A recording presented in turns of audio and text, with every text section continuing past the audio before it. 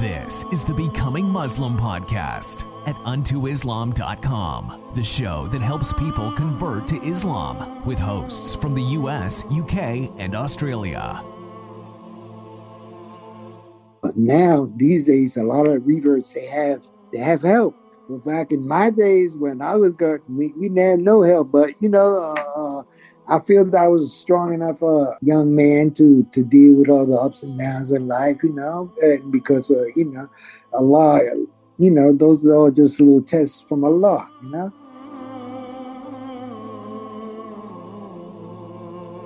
the difference of religion, the difference of thought and everything else, with your parents or with your loved ones, And, and believe me, that goes for brothers and sisters and everything else, That if you have brothers and sisters, they're looking at you like, oh, man, what's wrong with him? Or he done gone crazy or, something like that, But so what I learned to do over the years is always for me to have a copy of the Quran in English, translation available to anybody I get into any, I say, look, here, let me drop this book on you and I want you to read this and read that. And I want you to read Surah Maryam so you can learn about Jesus, alayhi salam. And you can read the whole Quran so you can learn about Musa and every other prophet,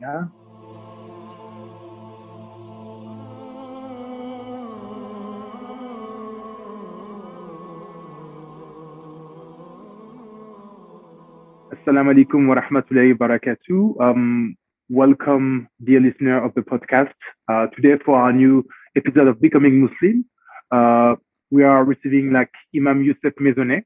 Am I pronouncing it correctly? Imam? Yes, sir. Yes, okay. Sir.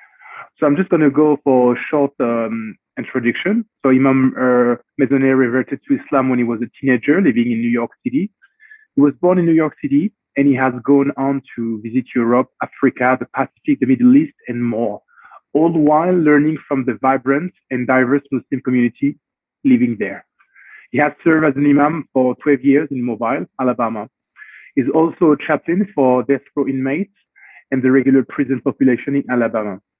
He's active in working with the Latino Muslim community in its approach to spreading this beautiful way of life. He's the author of an amazing memoir entitled Harlem to Mecca, a Latino's journey to Islam. And so he's currently writing a second book about his experience with the Alabama prison system and their mistreatment of Muslim inmates. So today, we already received the Imam previously on another episode, and the name of the episode was From Harlem to Mecca, a Latino's journey in Islam. So you can find this episode on our podcast on toislam.com. And today's question was more about how to deal with family before and after converting to Islam. So Imam Maisonet, the floor is yours. Let me know what you think about this question. No, alhamdulillah, Rabbil Alameen.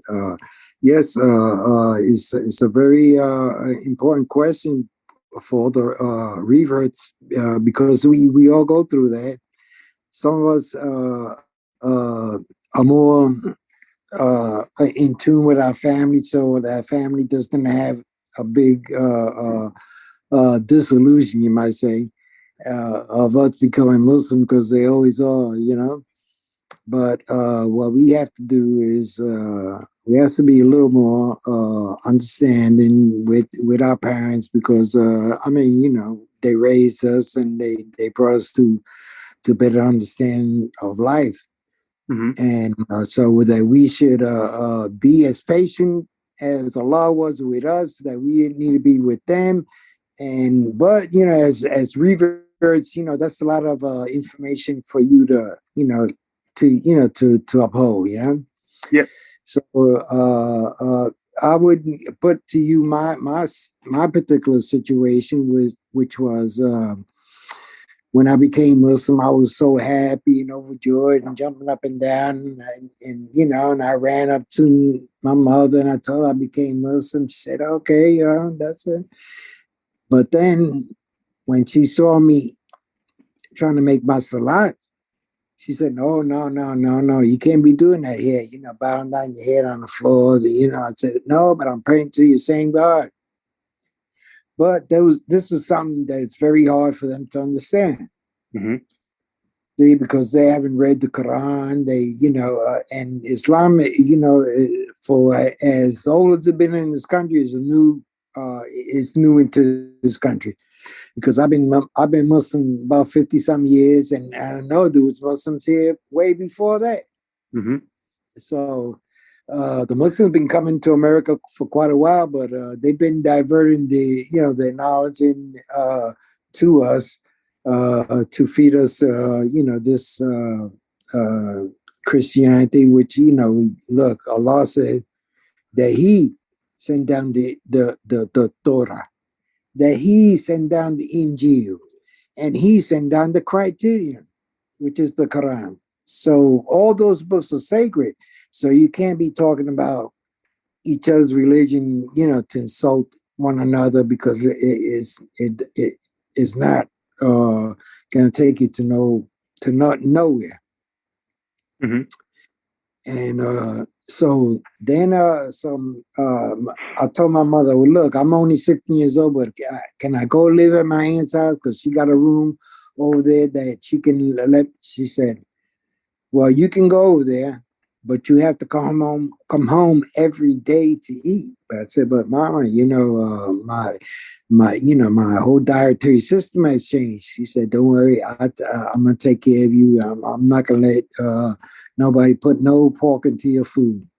So I was pretty much I was feeling pretty good about that, but still, you could feel the difference of religion, the difference of thought, and everything else, with Mm-hmm. your parents or with your loved ones, and and believe me, that goes for brothers and sisters and everything else, Yeah. So if you have brothers and sisters, they're looking at you like, oh man, what's wrong with him? He done gone crazy, or something like that, But so what I learned to do over the years is always for me to have a copy of the Quran in English, translation, available to anybody I get into any, I say, look, here, let me drop this book on you, and I want you to read this and read that, and I want you to read Surah Maryam so you can learn about Jesus, alayhi salam,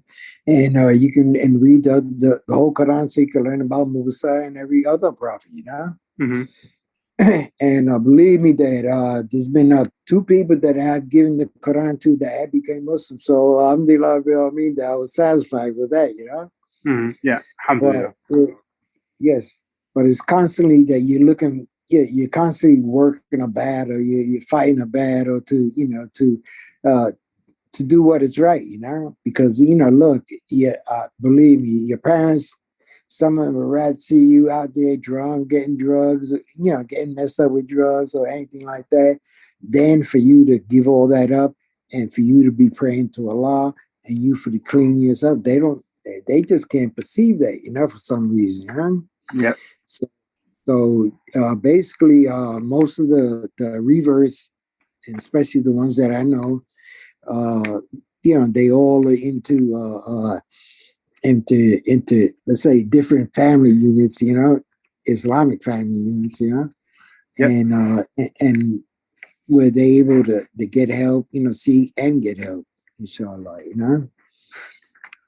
Okay, so what about if first of all, could you address the fear that some people could have, getting rejected by their parents if they convert to Islam, and also how they can deal with it in the case when they completely reject them, and if they're not Christian, let's say they don't really believe in God, so how would they deal with this situation? Yeah.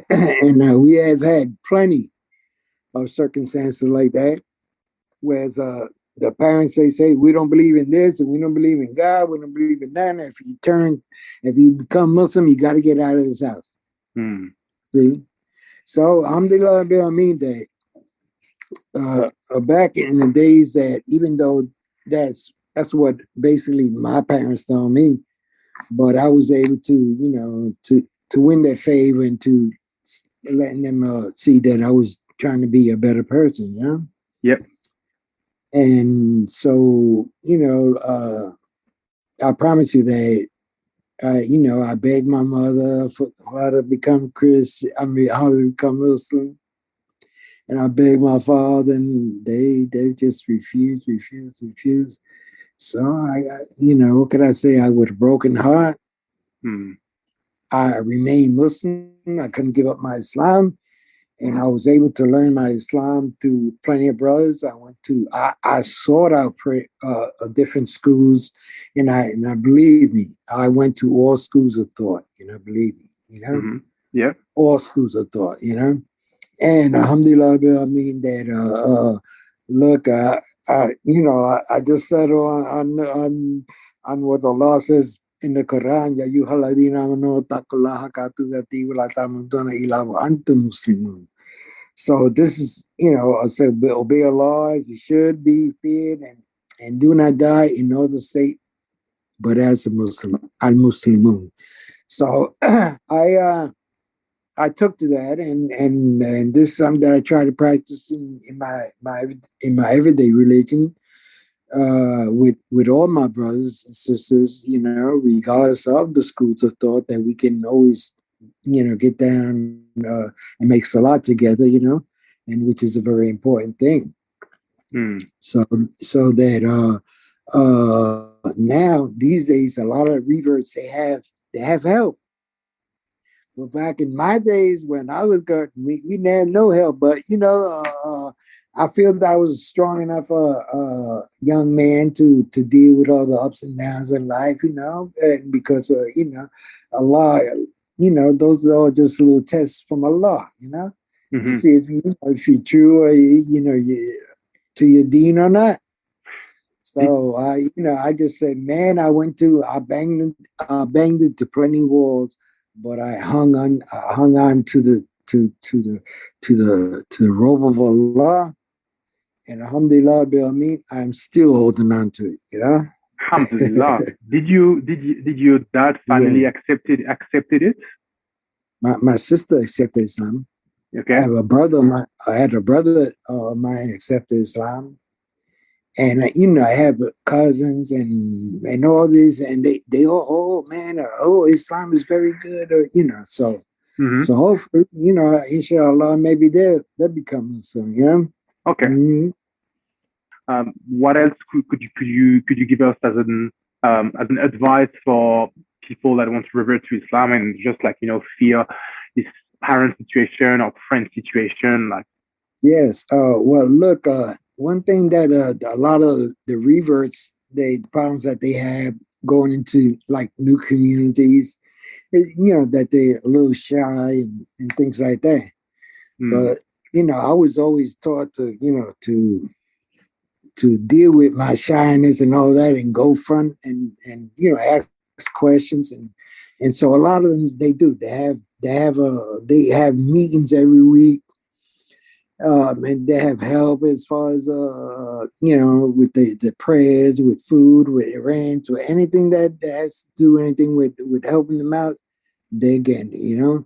So at least I'm proud of that, of the revert Latino community and the revert community in total, really, you know, because I, you know, see, with me, I was born up between the Latino community and the Black community. Because you know, I was born in Harlem, New York, and that's Latino and Black, and so that I always had that, you know, that duality, you know, about myself, and alhamdulillah, that I was able to give a lot of dawah, not only in America, all over the world, and I've been able to, you know, at least I feel a little free. I feel better that you know, I can accomplish the things that I can. And believe me, I love my Arab brothers, my Indonesian brothers. I love my brothers, all my Muslim brothers, you know. And I don't make no distinction between any of them, as far as in being Muslim and in being righteous, you know. And so that I try to draw myself more and more to the international community of Muslims, and try to get away from being into separate entities, you know, say. And I would advise all reverts that when they become Muslim, to attend the masjids, to go to the meetings, because all the masjids have meetings. Now that all this, the COVID is a little, you know, in control.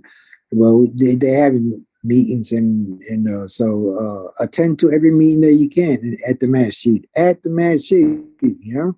And if you're gonna get you a scholar, let it be a scholar at the masjid, you know. In other words, you know, you can learn a little bit online and so forth, but you know, for the most important questions that you may have, go to the masjid. That's a great advice. Barakallahu fik again for your time.